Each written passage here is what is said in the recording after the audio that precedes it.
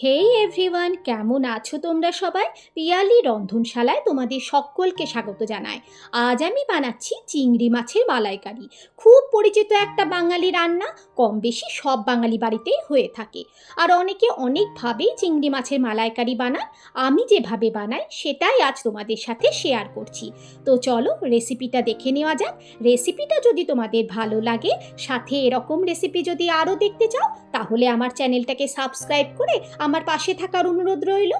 রেসিপিটা বানানোর জন্য আমি 7 পিস মতো চিংড়ি মাছ নিয়েছি।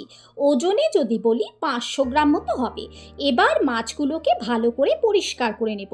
প্রথমেই যে বড় সুরগুলো সেগুলোকে একটা কাঁচি দিয়ে কেটে দিয়েছি। এবার যে বড় পা ছোট পা আছে সেগুলোকেও কেটে দিয়েছি। এই একটা চিংড়ি মাছে এরকম বড় ডাঁড়া ছিল, এই ডাঁড়াগুলোকে আমি রেখে দিয়েছি। তোমরা চাইলে এগুলোকে কেটে বাদ দিতে পারো। এখন মাথার পেছনের দিকে যে শক্ত অংশটা আছে, সাথে চোখগুলোকে আমি কেটে বাদ দিয়ে দিচ্ছি। শক্ত অংশটা, চোখ দুটো দেখতেই পাচ্ছ আমি কিভাবে বাদ দিচ্ছি। এইভাবে তোমরা বাদ দিয়ে দেবে। তোমরা এই কাজটা চাইলে বটিতে করতে পারো, তবে আমার মনে হয় কাঁচি দিয়ে করলে বেশি ভালো হবে। এখন মাথার সামনের দিক থেকে 80% মতো কাঁচি দিয়ে কেটে নেব।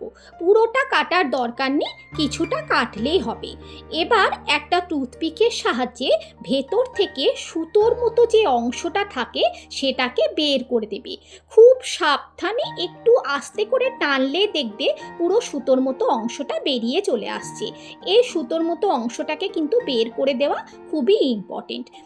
এবার মোটামুটি কাজ শেষ, কিন্তু অনেক সময় মাথার নিচের দিকেও ময়লা থাকে, সেজন্য আমি মাথার নিচের দিকটা একটু কেটে টুথপিক দিয়ে সেটাকেও পরিষ্কার করে দিচ্ছি।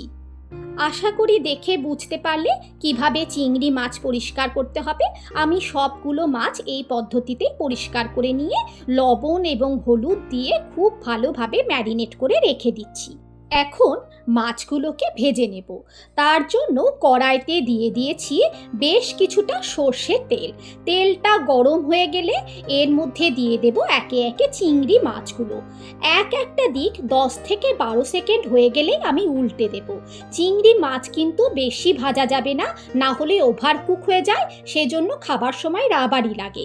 30 থেকে 40 সেকেন্ড ভেজে নিয়ে তুলে নিতে হবে। ছাড়াও খুব বেশিক্ষণ তেলের মধ্যে রাখলে চিংড়ি মাছের সাইজটা অনেকটাই ছোট হয়ে যায়, মানে গুটিয়ে যায় আর কি। দেখো আমার ওই মাছগুলো ভাজা হয়ে গেছে। একইভাবে আমি বাকি মাছগুলোকে ভেজে নিচ্ছি। আমার সব মাছগুলো খুব সুন্দরভাবে ভাজা হয়ে গেছে।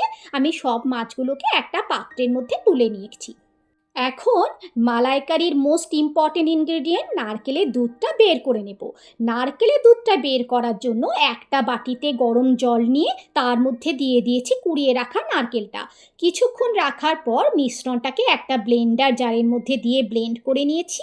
এবার একটা ছাঁকনির সাহায্যে পুরো মিশ্রণটাকে ছেঁকে নারকেলের দুধটা বের করে নেব।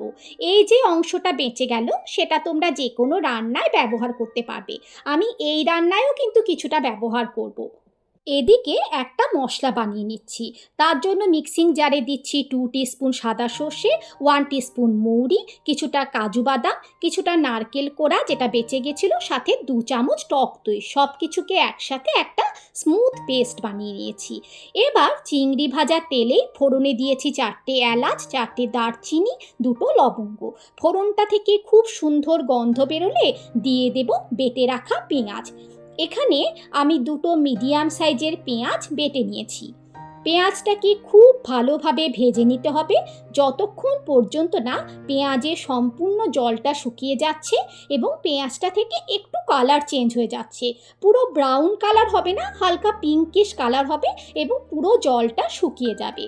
পেঁয়াজটাকে এই সময় গ্যাসের ফ্লেমটা লো টু মিডিয়ামে রেখে 3 থেকে 4 মিনিট ভেজে নিতে হবে। পেঁয়াজের জলটা সম্পূর্ণ শুকিয়ে গেলে এবং পেঁয়াজটা খুব সুন্দরভাবে ভাজা হয়ে গেলে এখানে দিয়ে দেব 1.5 চামচ মতো আদা রসুন বাটা। আমি আদা রসুন বাটাটা দিয়ে একটু মিশিয়ে নিয়ে এর মধ্যে দিয়ে দিচ্ছি গুঁড়ো মশলা। গুঁড়ো মশলার মধ্যে পড়বে 1/2 টিস্পুন হলুদ গুঁড়ো, 1/2 টিস্পুন কাশ্মীরি লঙ্কার গুঁড়ো, আর কোনো মশলা পড়বে না। মশলাটাকে খুব ভালোভাবে কষিয়ে নিয়ে দিয়ে দেব তৈরি করে রাখা পেস্ট। পেস্ট, সাথে মিক্সি ধোয়া জলটাও দিয়ে দিচ্ছি। সব কিছুকে খুব ভালোভাবে কষিয়ে নিতে হবে।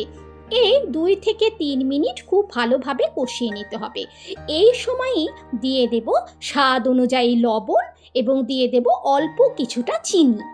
লবণ ও চিনি দিয়ে আবারও মশলাটাকে খুব ভালোভাবে কষিয়ে নিতে হবে, যতক্ষণ পর্যন্ত না মশলাটা এইভাবে কড়াই থেকে ছেড়ে যাচ্ছে। মশলাটা খুব ভালোভাবে কষানো হয়ে গেলে এর মধ্যে দিয়ে দেব নারকেলের দুধটা। নারকেলের দুধ এবং মশলাটা খুব ভালোভাবে মিশিয়ে নিয়ে যখন ঝোলটা ফুটে আসবে তখন এর মধ্যে দিয়ে দেব ভেজে রাখা চিংড়ি মাছগুলো। দেখতেই পাচ্ছ আমি একটা একটা করে চিংড়ি মাছ গ্রেভিটার মধ্যে সাজিয়ে দিচ্ছি। এবং যে পাত্রে চিংড়ি মাছটা ভেজে রেখেছিলে সেখানে দেখবে যে জুসটা জমা হয়েছিল সেটাও কিন্তু অবশ্যই দিয়ে দেবে, তাতে স্বাদটা অনেকটাই বেড়ে যাবে। ব্যাস, কিছুক্ষণ ঢাকা দিলেই রেডি হয়ে যাবে সুস্বাদু চিংড়ি মাছের মালাইকারি। নামানোর আগে দিয়ে দেবে 1/2 টিস্পুন গরম মশলার গুঁড়ো, 1 টিস্পুন ঘি। গরম ভাতে এরকম চিংড়ি মাছের মালাইকারি রেঁধে যদি সকলকে পরিবেশন করো, সবাই যে তোমার প্রশংসায় পঞ্চমুখ হবে সেটা আমার গ্যারেন্টি। রেসিপিটা তোমাদের কেমন লাগলো আমাকে অবশ্যই কমেন্ট করে জানিও। ভালো লাগলে একটা লাইক করে দিও। দেখা হচ্ছে নতুন একটা রেসিপির সাথে। Bye bye.